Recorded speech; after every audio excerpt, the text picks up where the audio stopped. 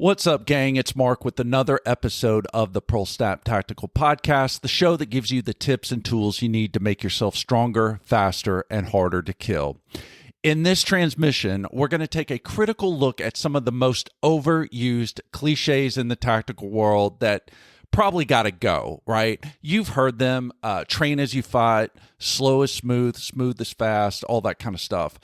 It's not that these cliches are wrong per se, and I'm certainly not going to be a school marm about it where I'm trying to regulate people's use of the English language, but I do want to examine how some of these cliches have been repeated so often that they've become diluted, misused, and in some contexts not as helpful as they were meant to be, and in some cases could actively harm you or be harmful to you as you try to accomplish your training goals. So sit back as we discuss why some of these cliches could be holding you back, even if they seem like good advice, how to recognize the misapplication of these phrases that might be damaging your skill development, and also practical strategies for building a progressive training regimen without being restricted to some empty saying, and more.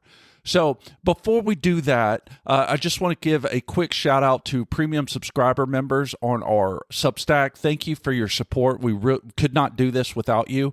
If you would like to become a premium member, you can get access to members-only content that drops on the regular.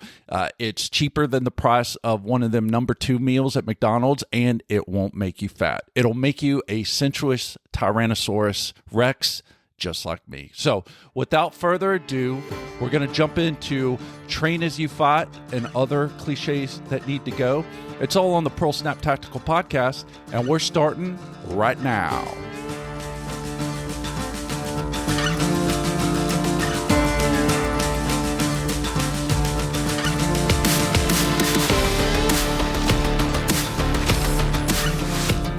And we're back, recorded live from an undisclosed location south of the Mason-Dixon line. It's Pearl Snap Tactical. All right, gang. Today we're taking on some of the most overused cliches in the tactical training world.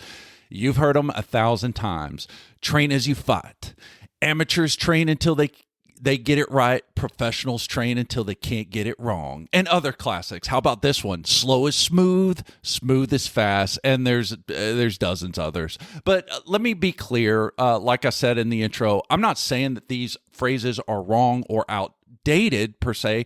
There's a reason why they have stuck around, right? But the problem is, just like with all use of language, right? Meanings can change, or things get repeated so often and applied so broadly that the original meaning can become lost or maybe just distorted, right?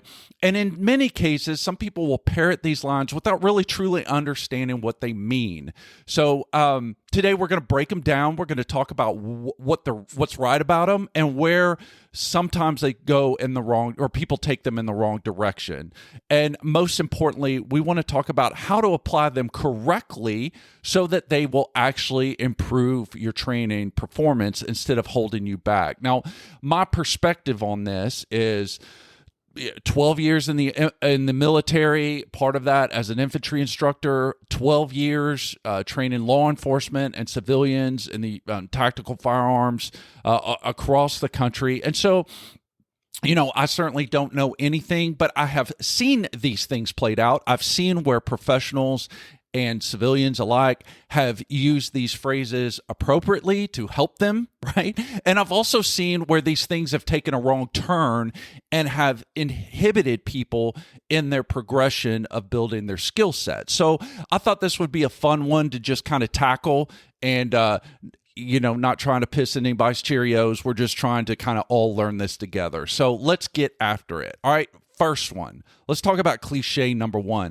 Train as you fight. Right? How about that one? We've all heard that one a lot, right? This phrase, right, was meant to reinforce the idea that your training should be realistic as possible, right? So that your skills translate directly to real-world application.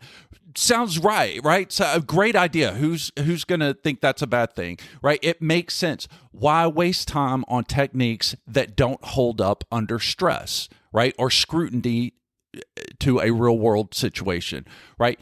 Train as you fight. But where does it go wrong? Well, in some respects, right, over time, right, when misunderstood or misapplied, some people have interpreted train as you fight to mean that every training session needs to be done at full intensity, in full kit, with maximum stress. And this, right, and I'm all about intensity, I'm all about inducing stress in certain aspects of your training, but here's where it can go wrong. It can lead to some dangerous shortcuts and reinforcing some bad habits, like skipping essential skill building steps that are needed, right? And justifying that in the effort to quote unquote keep it real, right? The other thing, and we'll look at some examples of this. The other thing is it can overlook the importance of isolated skill development, right? You can't always train. Well, first of all, you can't always train exactly as you fight, right? For a number of things, like in drills, when you're on a flat range and you're shooting at a paper target or steel, something that doesn't move and something that doesn't shoot back, right? And under those conditions, right, it's hard to, you can't always replicate combat scenarios and stimuli right into your training. The other problem with that is sometimes you need to slow things down and break skills into their individual components, like isolating drawing mechanics or reloading drills, right? Before you integrate them into a full speed scenario. So what I'm trying to say is your fundamentals need to be on point, right? And those aren't necessarily training with full intensity, right? Especially if you're new to this, you need to take it slow. And it's like kind of Lincoln Logs, right? You remember, you've got to lay a foundation first, right? Before you can begin participating into full speed scenarios. Like, for instance, if someone doesn't have good trigger discipline and muzzle awareness, right? If their marksmanship skills and fundamentals are not on point, it really doesn't benefit that person to stick them into a shoot house, right? Or doing force on force training, right? Even though the force on force training is the more realistic scenario, right? Versus your time on the flat range, right? So do you see where I'm going with that? And like I said, it ignores that some real world factors can't be trained. Like, no matter how hard you train, you can't always perfectly replicate adrenaline dumps, tunnel vision, and real life decision-making pressure. So the key is to create a training program that builds adaptability rather than just pretending to be training fully to simulate reality, right? So how can we apply this correctly? So I'm a big advocate of training, right, in a progressive manner. Like I said, building those foundational skills first, making sure that those things are on point, that are measurable by some type of standard, right? Either some type of shooting qual.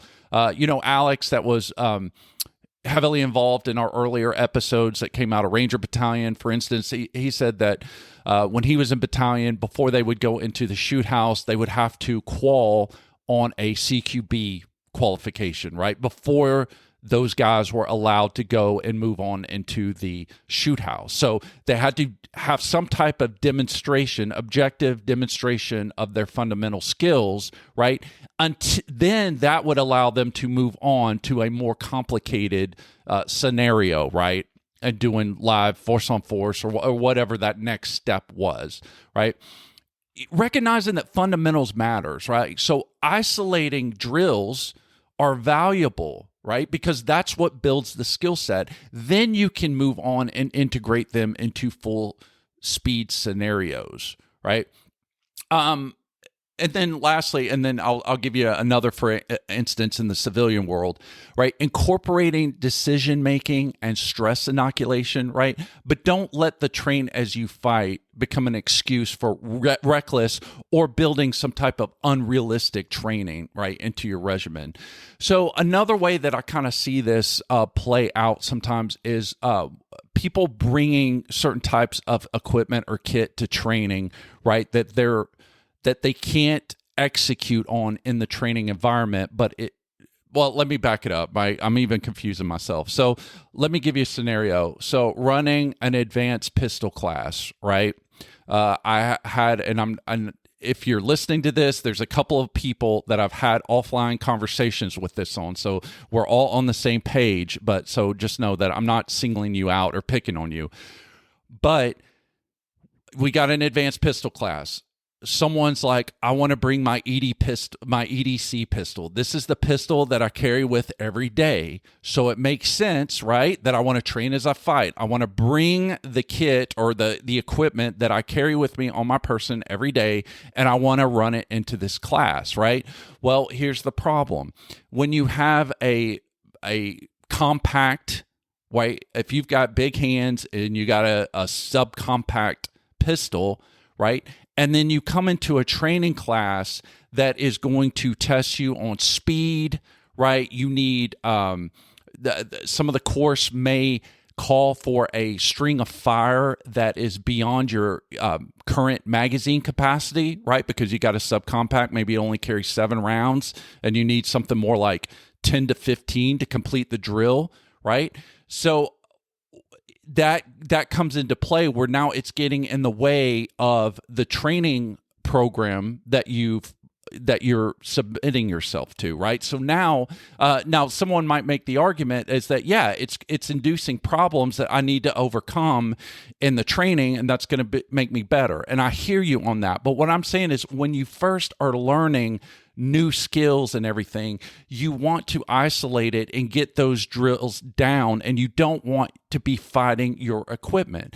For instance, guys that have gone to airborne school, they would tell you that before they make their first jump, right, they're jumping without their ruck, their weapon. They jump what's called Hollywood, right? So pretty much they got their helmet on and their parachute and their reserve chute, and that's about it, right? Same thing in air assault. When you do tower week and you're rappelling, you rappel what's called slick, where you're rappelling first to make sure without, a ruck or weapon or kit or anything else, you're doing that to make sure you have the fundamentals down of rappelling out of these towers.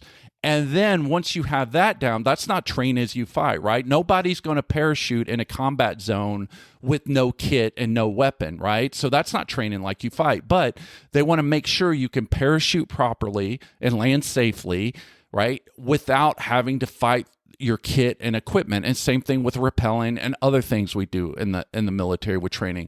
We start first making sure those fundamentals are down, and then we add to it, right? And it's the same way. I would argue that if you go to a brand new class and you don't know exactly what the course of fire is going to be or the skills that you're going to be building, make sure you carry the weapon, you're right, that is the most easiest for you to use, right? Maybe that's the time to take a full-size gun. Like if you're a Glock guy and you got a Glock 17 or a 19, take that with you so that you're not fighting the weapon itself to do your manipulations and stuff. And then once you've kind of learned those things in the class, then you can go back home and then grab that subcompact or that little pea shooter that you've got that you carry with on the regular, and then begin to work that. And that is how you train as you fight. So I hope I'm clear on that.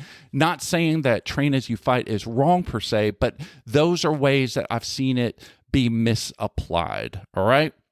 If you've got any questions, hit me up on that email, because I don't want to be anybody be confused or take what I say out of context. All right, here's another one. Cliche number 2.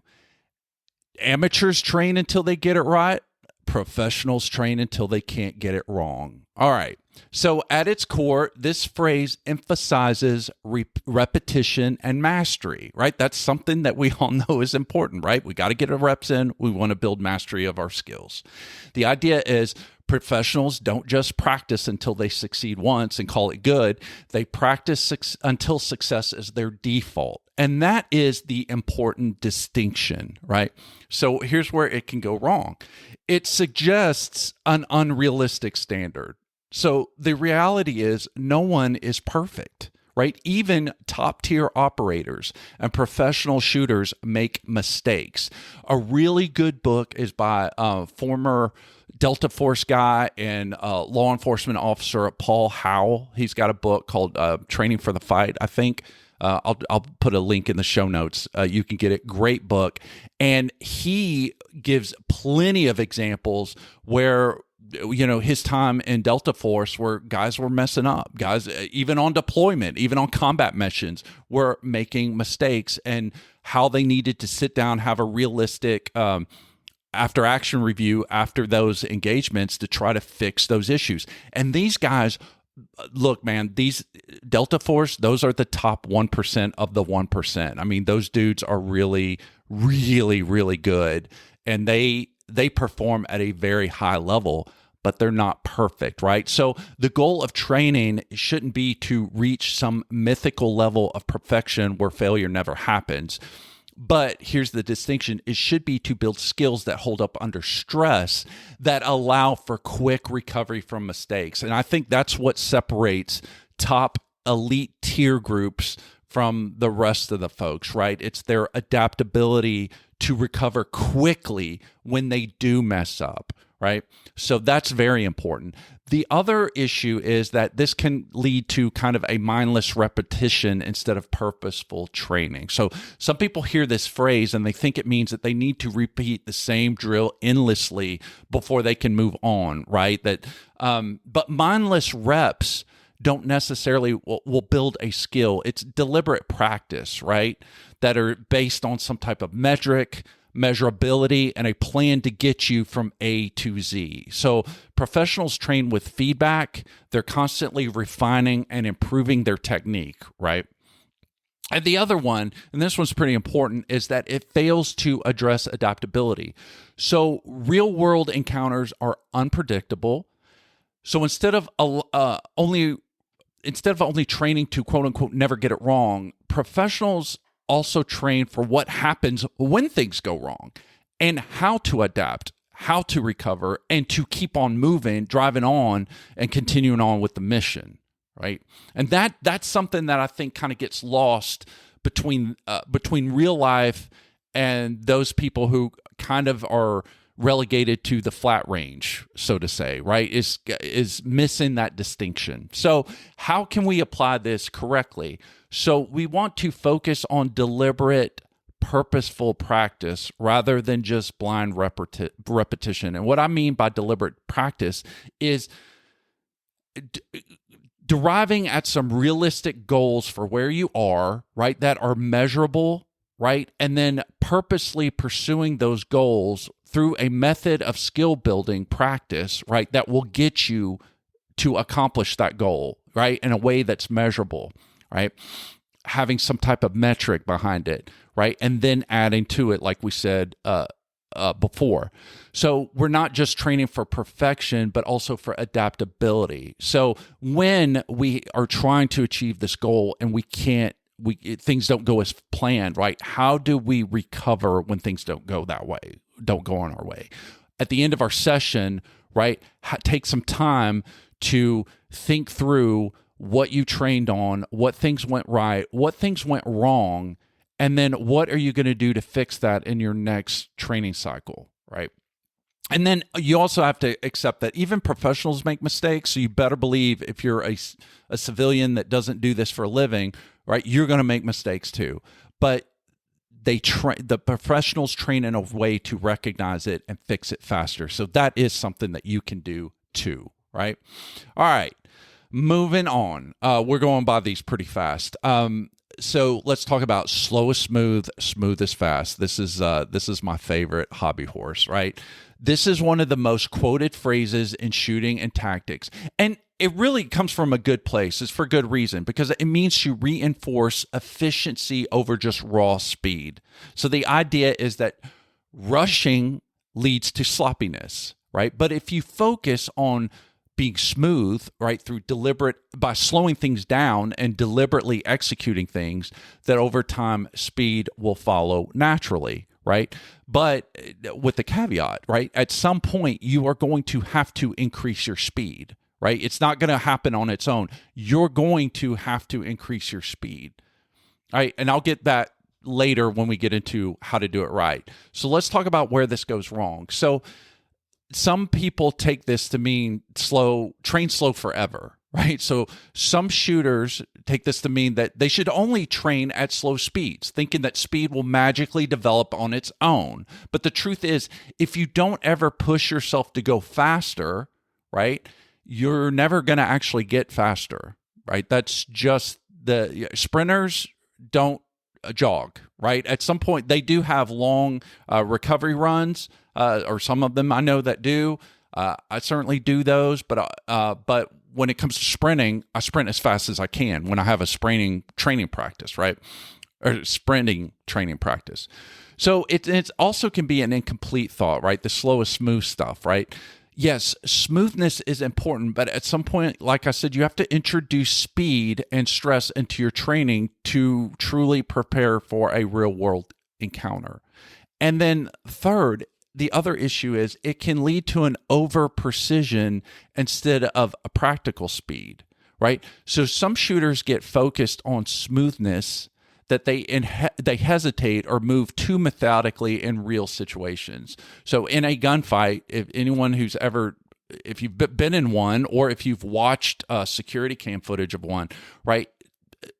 Hesitation in gunfights sometimes can get you killed, all right? Moving too slow can get you killed, right? So at some point, when you're beginning something new, let's talk about applying it correctly. So when you're starting something new, especially, that's where the slowness comes in, right? You want to start slow to build good mechanics. But as you build those mechanics and you get more proficient with whatever that skill is, then you want to gradually push your speed while maintaining a sense of control, right? You increase the speed, but you do it at a rate to where you're trying not to unnecessarily induce additional movement, right? Or unnecessarily movement, right? So you slowly increase your speed, if that makes sense, right? Until you increase it slightly, until you master that, and then to where that kind of becomes a slow default for you, and then you move to increase your speed even more. So sometimes, this is a hard thing because people are naturally, I think, that are drawn to this world are kind of competitive. There's a lot of type A personalities. So whether they're competing with each other people, or just competitive with themselves. I'm super competitive with myself. And so, we want every hit to land exactly where we want. And that sometimes we're afraid or we're hesitant to push that speed if we think it's going to cause us to miss. But you have to find where your baseline is. You have to find the outer limits of where your skill set is. And until you push yourself, right, you're not going to know where that is, right? Which means you're going to have to increase the speed. So don't mistake comfort for skill, right? Once you're comfortable at one speed, challenge yourself to go faster, right? And go faster, and then go faster, and find out where the outer limits of your skill is, and then stay there, master that, and then push the limits beyond that, right? It also goes into things like what am I trying to say? A proper sight picture versus an acceptable sight picture. Any competitive shooter will tell you the difference, right? When they're first learning how to shoot, right? Let's say they got iron sights.